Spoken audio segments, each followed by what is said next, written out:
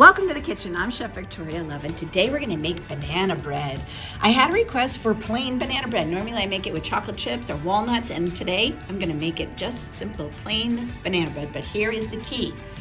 Really ripe brown bananas. So get your bananas as ripe as they can be and then start making it. We're going to get our mise en place together. We need all-purpose flour, sugar, baking soda, baking powder, cinnamon, vanilla, butter, light brown sugar, eggs, and I only have kosher sea salt in the pantry right now, but regular table salt is perfectly fine. And of course, our light brown sugar I love using in the recipe because the molasses in the light brown sugar gives it a wonderful flavor. So let me get everything mise en place and I will show you how to make it. Please click like and subscribe so we can bring you more recipes. Thank you. Here's our butter, and it's been sitting out for a while, so if I can squeeze it like this, then we know it's soft enough. So I'm going to get this in the machine, and then we're going to add in our granulated sugar. Before I add the sugar, though, I want to paddle this a little bit to soften up the butter. Before you add the sugar, make sure you scrape the butter off of the paddle attachment and down the sides of the bowl if it's stuck on it. And add in our granulated sugar. Once that's mixed in, then we're going to add in our 1 1/4 cups of light brown sugar. And again, we're going to scrape down the sides of the bowl and anything off the paddle before we add in our eggs. We're going to add the eggs 1 egg at a time and make sure it's mixed in completely before we add the next egg.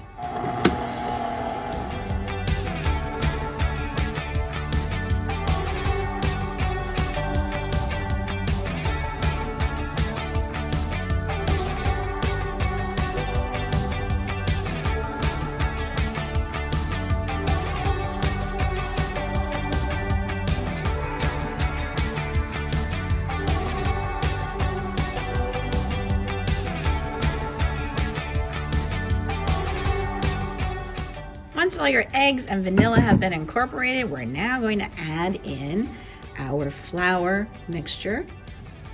Just dump it all in at once and then stir it on low until it's halfway incorporated, and then we're going to add in the bananas.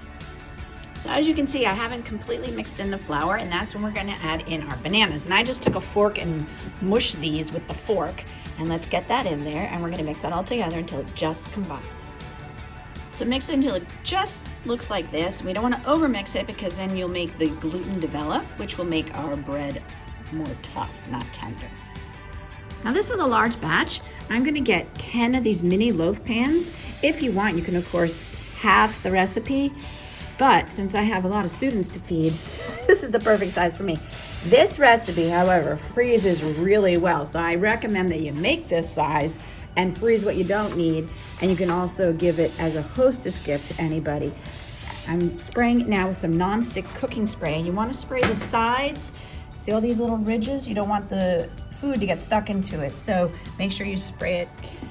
I use an ice cream scoop to help dish it in, and then we're just going to fill each one about 3/4 of the way up, and we're going to put it into a 375-degree oven and bake it until it's light golden brown and cake skewer clean. I'm going to bake these 1 sheet pan at a time, and as you can see, I've staggered the loaf pans on the sheet pan so that way they can bake evenly.